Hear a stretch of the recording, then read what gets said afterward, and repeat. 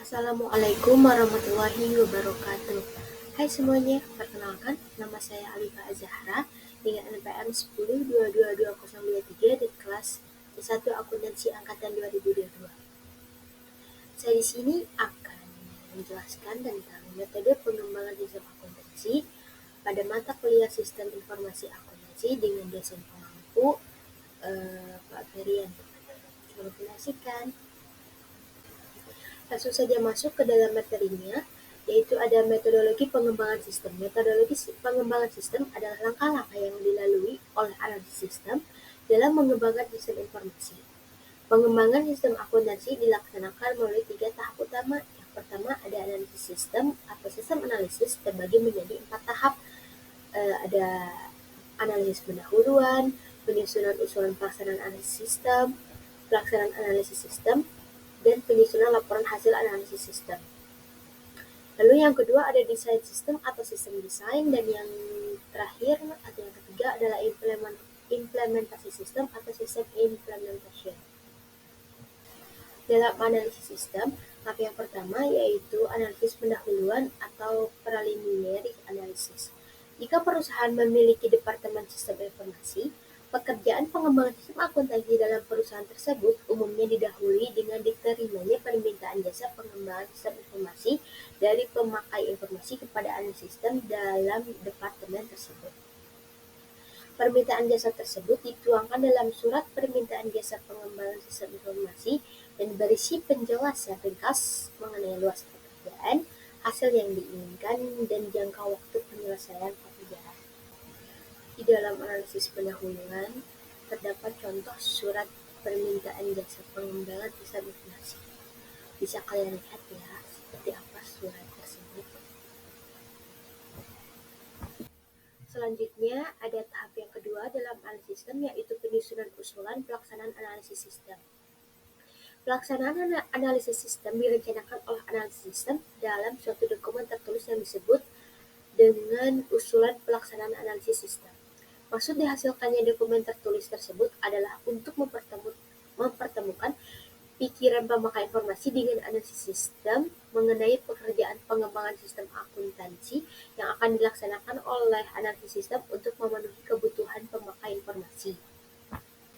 Tahap yang ketiga dalam analisis sistem yaitu pelaksanaan analisis sistem. Analisis laporan yang dihasilkan sistem sekarang. Dalam tahap ini, analisis sistem mempelajari laporan yang sudah dihasilkan oleh sistem akuntansi yang sekarang digunakan untuk menemukan informasi yang diperlukan oleh manajemen, namun tidak disediakan oleh sistem akuntansi yang sekarang. Untuk setiap transaksi yang dilaksanakan perusahaan, analisis sistem mengumpulkan informasi mengenai satu unit organisasi yang terkait dalam transaksi, yang kedua formulir yang digunakan, yang ketiga sistem otoritas dalam pelaksanaan transaksi, yang keempat catatan akuntansi yang digunakan untuk mencatat transaksi, dan yang terakhir yaitu prosedur pelaksanaan transaksi. Selanjutnya ada tahap yang terakhir dalam analisis sistem, yaitu penyusunan laporan hasil analisis sistem. Hasil akhir proses analisis sistem disajikan oleh analisis sistem dalam suatu laporan yang disebut laporan hasil analisis sistem. Laporan ini merupakan dokumen tertulis yang dibuat oleh analisis sistem untuk diserahkan kepada pemakai informasi. Laporan ini berisi temuan-temuan yang diperoleh analisis sistem dalam analisis sistem. Yang kedua ada desain sistem. Desain adalah proses penerjemah kebutuhan pemakai informasi ke dalam alternatif rancangan sistem informasi yang diajukan kepada pemakai informasi untuk dipertimbangkan.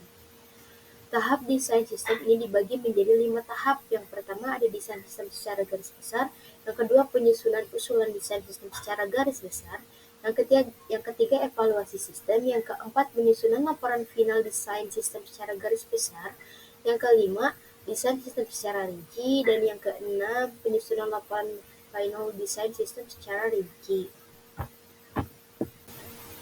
Selanjutnya ada yang ketiga yaitu implementasi sistem. Implementasi adalah pendidikan dan pelatihan pemakai informasi, pelatihan dan koordinasi teknisi yang akan menjalankan sistem, pengujian sistem yang baru, dan pengubahan yang dilakukan untuk membuat sistem informasi yang telah dirancang menjadi dapat dilaksanakan secara operasional. Puncak segala kegiatan pengembangan dan perancangan sistem informasi adalah terletak pada tahap implementasi. Selanjutnya ada konversi sistem terbagi menjadi 4. Yang pertama ada konversi langsung, yang kedua ada konversi paralel, yang ketiga ada konversi modular, dan yang terakhir ada konversi phase-in. Apa sih konversi langsung itu? Konversi langsung yaitu implementasi sistem baru secara langsung dan menghentikan dengan segera pemakaian sistem yang lama. Konversi paralel adalah implementasi sistem baru secara bersamaan dengan pemakaian sistem yang lama selama jangka waktu tertentu. Yang ketiga ada konversi modular yaitu implementasi sistem baru ke dalam organisasi secara sebagian-sebagian. Dan yang terakhir ada konversi phase-in yaitu mirip dengan konversi modular.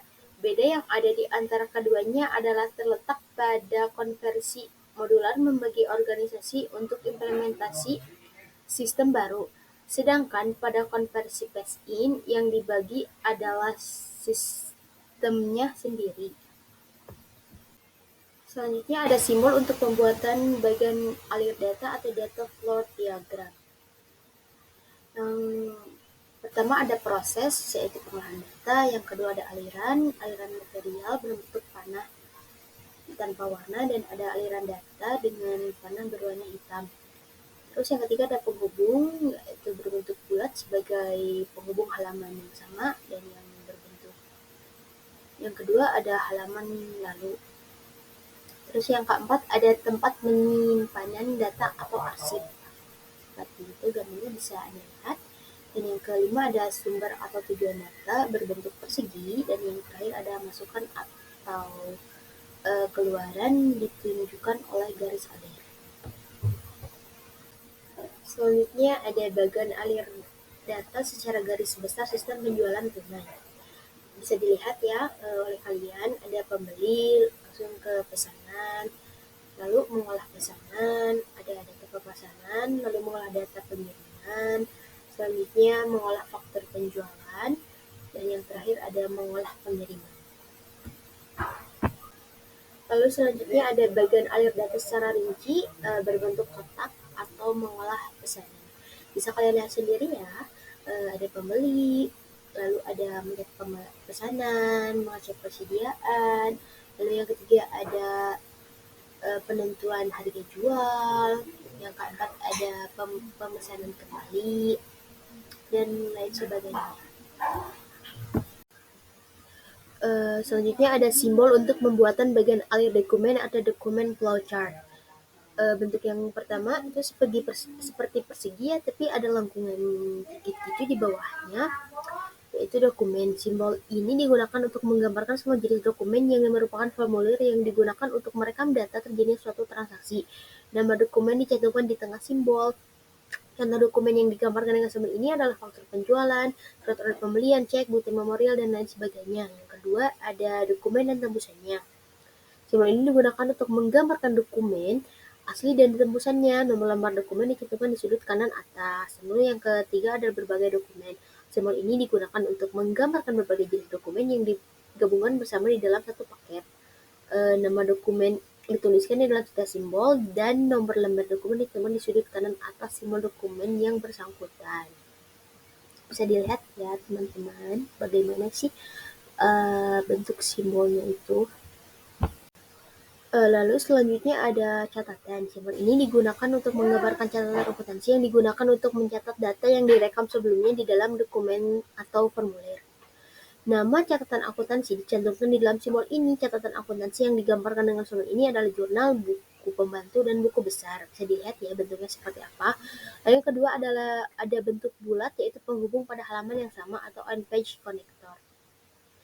Dalam menggambarkan bagian alir, arus dokumen dibuat mengalir dari atas ke bawah dan dari kiri ke kanan. Karena keterbatasan ruang halaman kertas untuk menggambar, maka diperlukan simbol penghubung untuk memungkinkan aliran dokumen berhenti di suatu lokasi pada halaman tertentu dan kembali berjalan di lokasi lain pada halaman yang sama. Dengan memperlihatkan nomor yang tercantum di dalam simbol penghubung pada halaman yang sama, dapat diketahui aliran dokumen dalam sistem akuntansi yang digambarkan dalam bagian akhir.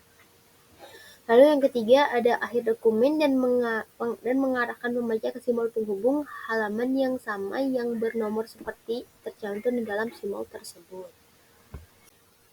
Selanjutnya ada awal arus dokumen yang berasal dari simbol penghubung halaman yang sama yang bernomor seperti yang tercantum di dalam simbol tersebut. Bisa dilihat ya bagaimana bentuk simbolnya. Lalu ada penghubung pada halaman yang berbeda atau page connector.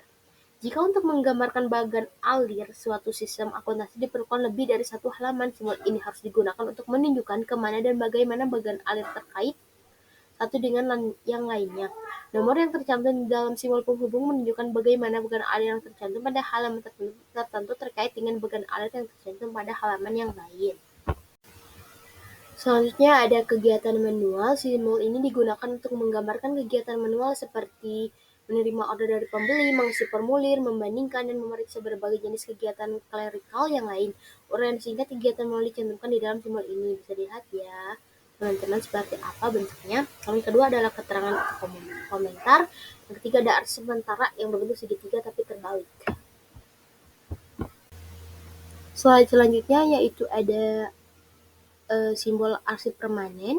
Simbol ini digunakan untuk menggambarkan arsip permanen yang merupakan tempat penyimpanan dokumen yang tidak akan diproses lagi dalam sistem akuntansi yang bersangkutan. Bentuk simbolnya itu seperti segitiga ya. Lalu kedua ada online computer process. Berbentuk persegi panjang, simbol ini menggambarkan pengolahan data dengan komputer secara online. Nama program ditulis dalam simbol. Lalu yang ketiga ada keying typing varying.